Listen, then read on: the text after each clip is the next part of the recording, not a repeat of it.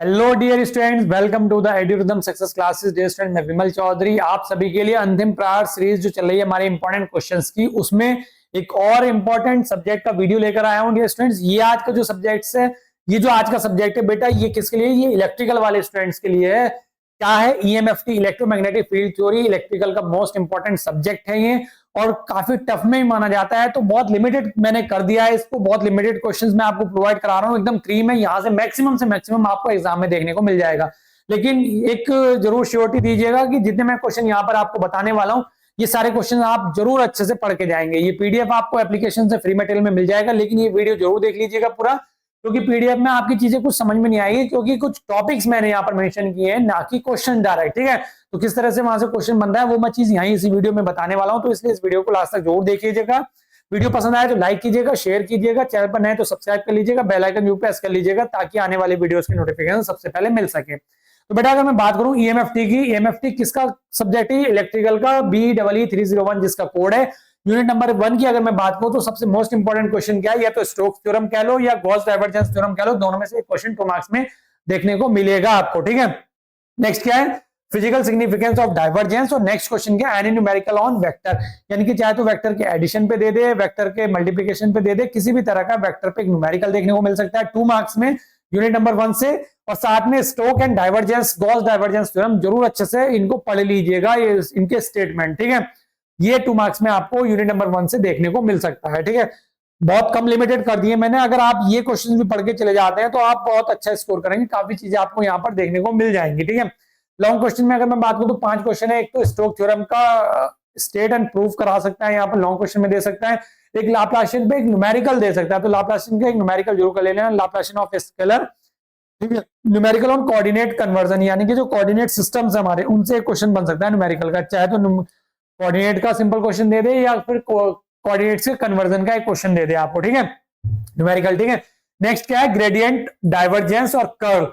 इन पर जो हमारा एक तरह का क्वेश्चन या तो ग्रेडियंट पे बन सकता है, डाइवर्जेंस पे, या कर्ल ऑफ है जो भी हमारा है, इसमें कोऑर्डिनेट सिस्टम से रिलेट करके यहाँ पर इस तरह का क्वेश्चन बन सकता है, जैसा कि यहाँ पर मैंने क्वेश्चन ये मेंशन किया हुआ है। ठीक है, नेक्स्ट क्या है? सरफेस लाइन कॉमा सरफेस और वॉल्यूम इंटीग्रल का यहाँ पर क्वेश्चन या तो 2 मार्क्स में बन जाएगा, कोई सा एक डिफाइन करवा लेगा, या लॉन्ग क्वेश्चन में। तो बस यूनिट नंबर 1 में आप अगर इतना भी पढ़ जाते हैं तो आपके लिए सफिशियंट होगा। जिसने अभी तक कुछ नहीं पढ़ा है वो ये जरूर पढ़ जाए इतना। ठीक है, चलिए आगे मैं बात कर लेता हूँ यूनिट नंबर 2 की। तो यूनिट नंबर 2 में अगर मैं बात करूं तो 2 क्वेश्चन, 2 मार्क्स के क्वेश्चन, यानी कि छोटे जो क्वेश्चन हैं, इलेक्ट्रिक फ्लक्स डेंसिटी पढ़ लीजिएगा, गॉस डाइवर्जेंस थ्योरम। अच्छे, मैंने दोबारा से दे दिया आपको क्वेश्चन, कूलम्ब्स लॉ और गॉस लॉ, ये है, ये यूनिट नंबर 1 का हो गया, सॉरी सेम कॉपी हो गया वहां से। यूनिट नंबर 2 में क्या है? कूलम्ब्स लॉ और गॉस लॉ का, ये दोनों का स्टेटमेंट जरूर पढ़ लीजिएगा। और रिलैक्सेशन टाइम बहुत बार पूछा जाता है, जिससे हम टाउ से यहाँ पर डिफाइन करते हैं इसको, तो ये जरूर पढ़ लीजिएगा बेटा, ये क्योंकि ये 2 मार्क्स में पूछ लिया जाता है मैक्सिमम टाइम। अगर मैं बात करूं इसके लॉन्ग क्वेश्चंस की, यूनिट नंबर 2 के जो लॉन्ग क्वेश्चंस हैं बेटा हमारे, वो क्या क्या हो सकते हैं? देखो 4 ही क्वेश्चन मैंने यहाँ पर लिए, इनमें से आपको 2 तो मिनिमम देखने को मिल जाएंगे। एक तो डिस्प्लेसमेंट करंट पे आपको क्वेश्चन देखने को मिल सकता है, डिस्प्लेसमेंट करंट का डेरिवेशन। दूसरा बाउंड्री कंडीशन के लिए क्वेश्चन बन सकता है यहाँ पर, बाउंड्री कंडीशन से। एक क्या करना है? Compute divergence gradient of V in all coordinate system, ये बन सकता है। और एक इलेक्ट्रिकल पोटेंशियल, इलेक्ट्रिक पोटेंशियल पर यहाँ पर क्वेश्चन देखने को मिल सकता है। ठीक है, तो ये 4 टॉपिक मैंने यहाँ पर बताया यूनिट नंबर 2 के बेटा। इन 4 टॉपिक में से आपको मिनिमम 2 क्वेश्चन लॉन्ग क्वेश्चन में देखने को मिल जाएंगे, तो आप जरूर इनको अच्छे से लर्न कर लीजिएगा। बहुत लिमिटेड कर दिया है मैंने ईएमएफटी का, क्योंकि ईएमएफटी थोड़ा सा टफ सब्जेक्ट में गिना जाता है, ये इलेक्ट्रिकल के हो स्टूडेंट चाहे इलेक्ट्रॉनिक्स के स्टूडेंट हो। इलेक्ट्रॉनिक्स में से हालांकि अब हटा दिया है ये ईएमएफटी, एक एंटीना है उसमें कर दिए हैं इसकी 2 यूनिट, लेकिन इलेक्ट्रिकल में अभी भी चल रहा है ईएमएफटी। ठीक है, यूनिट नंबर 3 में अगर मैं बात करूं तो मैक्सवेल इक्वेशन पूछ सकता है, स्टैटिक फील्ड इन पॉइंट फॉर्म में। ठीक है, दूसरा क्या है यहाँ पर यूनिट नंबर 3 की अगर मैं बात करूं तो 2 लॉ है बहुत इंपॉर्टेंट, एक तो एम्पियर सर्किट लॉ और एक बायट-सैवर्ट लॉ।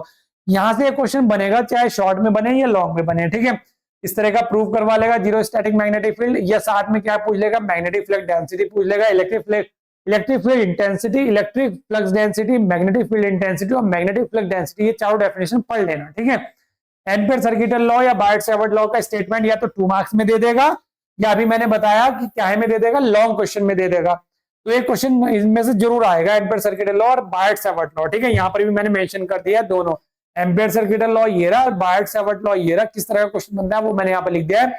और एक क्वेश्चन मैक्सवेल इक्वेशन से यहाँ पर यूनिट नंबर 3 में आपका देखने को मिल सकता है। ठीक है, चलिए बेटा, अब मैं बात कर लेता हूँ यूनिट नंबर 4 की। ये जो क्वेश्चंस है ना बेटा, ये फ्री मिलेंगे आपको, फ्री मटेरियल में मिलेंगे। ये सारे क्वेश्चंस कहाँ पर मिलेंगे? तो पीडीएफ स्क्रीनशॉट लेने की जरूरत नहीं, पीडीएफ डाउनलोड कर लेना, वहां से इसका ये डाउनलोड आपके मोबाइल में हो जाएगी, तो वहां से एक एक क्वेश्चन को अच्छे से देख के पढ़ लीजिएगा। ठीक है, कहां पर मिलेंगे? एप्लीकेशन पे, पता ही फ्री मटेरियल में एप्लीकेशन आपने डाउनलोड कर ही रखा होगा, शेयर कर दीजिएगा, सभी स्टूडेंट तक पहुंचा दीजिएगा सारी बातें। ठीक है, यूनिट नंबर 4, मैग्नेटिक टॉर्क पूछ सकता है, मोमेंट डिफाइन करा सकता है, मैग्नेटिक डाइपोल पूछ सकता है, और सेल्फ इंडक्टेंस और म्यूचुअल इंडक्टेंस में डिफरेंस पूछ सकता है। बस यहां से एक क्वेश्चन बनेगा, 1 से 2 क्वेश्चन बनते हैं एक यूनिट से, 2 मार्क्स में, एक यूनिट से 1 से या 2, 1 से 2 मतलब टोटल हमारे पास 5 यूनिट होते हैं, क्वेश्चन कितने आते हैं? 7। तो किन्हीं 2 यूनिट से 2-2 पूछ लेता है, बाकी सबसे एक एक क्वेश्चन पूछ लेता है। तो इस तरीके से हमारे क्या हो जाते हैं? 7 क्वेश्चन हो जाते हैं। तो 1 से 2 इसलिए बोलता हूं मैं। तो इन्हीं में से एक क्वेश्चन आपको देखने को मिल जाएगा 2 मार्क्स में। ठीक है, अगर ये मैंने 2-2 3-3 क्वेश्चन दिए 2 मार्क्स में, हर उससे एक एक क्वेश्चन मिल जाता है, तो 5 क्वेश्चन आपको 2 मार्क्स के मिल जाते हैं 7 में से। ये लगभग 3-3 4-4 क्वेश्चन है, और मेरे ख्याल से 15 से 20 के आसपास क्वेश्चन हो गए। इनमें से आपके अगर पूरे 5 क्वेश्चन मिल रहे हैं तो बहुत अच्छी बात है, आराम से पास हो जाओगे। ठीक है, नेक्स्ट अगर मैं बात करूं यूनिट नंबर 4 का क्वेश्चन, लॉन्ग क्वेश्चन 7 मार्क्स के, 3 ही क्वेश्चन लिए और 3 ही एग्जाम में आते हैं।